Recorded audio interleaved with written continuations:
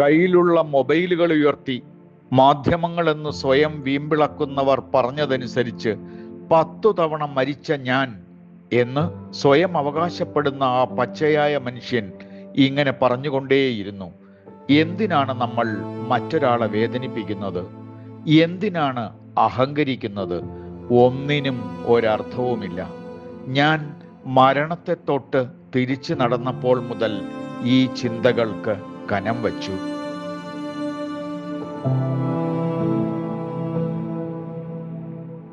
പൊക്കാളി കൃഷിയെക്കുറിച്ച് നമ്മെ ഓർമ്മപ്പെടുത്തിയ, ബാല്യത്തിൽ കൊതിയോടെ ആഗ്രഹിച്ച ചോറും മീൻകറിയും യാഥാർത്ഥ്യമായത് തുറന്നു പറഞ്ഞ ആ മനുഷ്യൻ, ലുക്കില്ലെങ്കിലും ഭയങ്കര ബുദ്ധിയാണെന്ന് സ്വയം പ്രഖ്യാപിച്ച മലയാളിയുടെ തബല ഭാസ്കരൻ, അച്ഛനുറങ്ങാത്ത വീട്ടിലെ സാമുവൽ എന്ന ഗ്രഹനാഥൻ, സലീം കുമാർ എന്ന നല്ല നടൻ തൻ്റെ 56-ാം വയസ്സിൽ എന്നേക്കുമായി യാത്രയായിരിക്കുന്നു.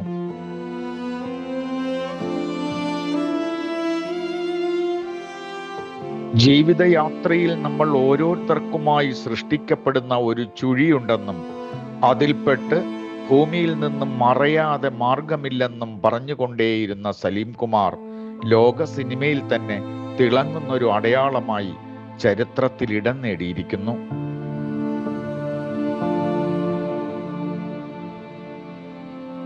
ഹാസ്യവും സൗന്ദര്യവും രാഷ്ട്രീയവും സിനിമയും തുടങ്ങി മലയാളിയെ വരെ ലളിതമായും സ്പഷ്ടമായും നിർവചിച്ച ഭയങ്കരമായ ആള്, അതായിരുന്നു സലീം കുമാർ.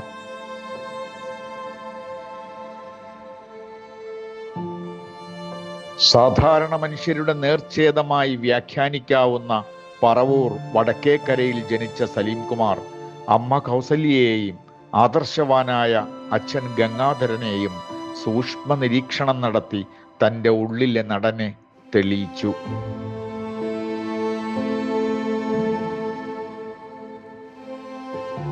അച്ഛൻ തന്നെയാണ് പാചകത്തിലേക്കും കോൺഗ്രസിലേക്കും തന്നെ താല്പര്യപ്പെടുത്തിയതെന്ന് സലീം കുമാർ പറഞ്ഞിട്ടുണ്ട്.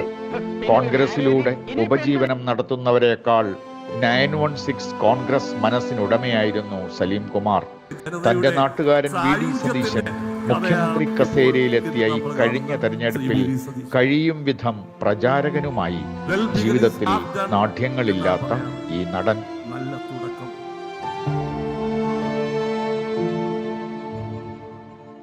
300ഓളം ചിത്രങ്ങളിൽ അഭിനയിക്കുകയും 3 സിനിമകൾ സംവിധാനം ചെയ്യുകയും ചെയ്ത സലീം കുമാർ അന്യഭാഷാ ചിത്രങ്ങളിലും അഭിനയിച്ചു. ഏറ്റവും നല്ല നടനുള്ള ദേശീയ പുരസ്കാരം നേടിയ ആദാമിന്റെ മകൻ അബു 16 വർഷം മുമ്പാണ് സ്ക്രീനിലെത്തിയത്.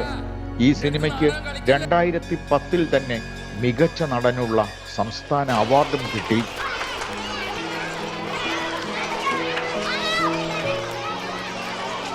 ഇരുപത് വർഷം മുമ്പ് 2006 അച്ഛനുറങ്ങാത്ത വീട്ടിലെ അഭിനയത്തിന് 2ാമത്തെ നടനുള്ള സംസ്ഥാന അംഗീകാരം കിട്ടിയത്.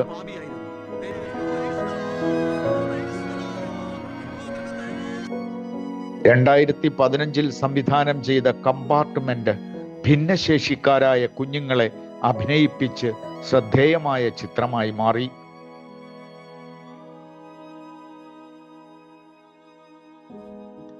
മിമിക്രിയിലൂടെ അരങ്ങിലെത്തിയ അഭിനയ രംഗത്തേക്ക് കടന്ന സലീം കുമാറിന്റെ ആദ്യ സിനിമയാണ് ഇഷ്ടമാണ് 100 വട്ടം.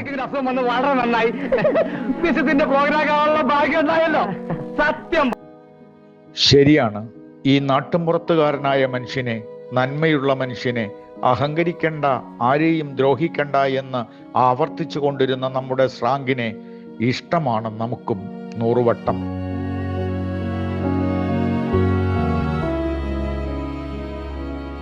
അർഹത അശേഷമില്ലാത്ത സാംസ്കാരികന്മാർ സർക്കാർ സ്ഥാപനങ്ങളുടെ തലപ്പത്തിരിക്കാൻ തലങ്ങും വിലങ്ങും ഓടുമ്പോൾ ചലച്ചിത്ര അക്കാദമി ചെയർമാനായി സലീം കുമാറിനെ പരിഗണിക്കുന്നു എന്ന വാർത്ത മാധ്യമങ്ങളിൽ നിറഞ്ഞത് അടുത്ത ദിവസങ്ങളിലാണ്. സലീം കുമാർ എന്ന നല്ല രാഷ്ട്രീയക്കാരൻ 2 വാക്ക് പറഞ്ഞ് ആ വാർത്തയെ മായ്ച്ചു: ഞാനില്ല.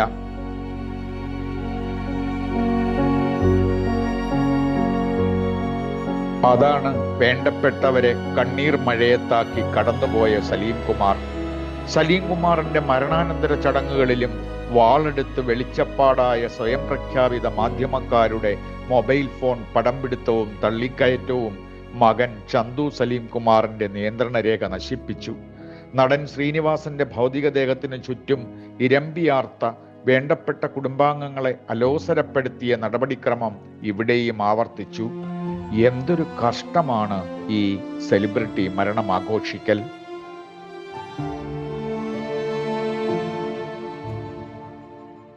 സലീം കുമാറിന്റെ ഡയലോഗ് തന്നെ കടമെടുത്താൽ മരണം എല്ലാവർക്കും അടിക്കുന്ന ടിക്കറ്റാണ്. എത്രാമത്തെ നറുക്കെടുപ്പാണെന്ന് മാത്രമേ അറിയാനുള്ളൂ.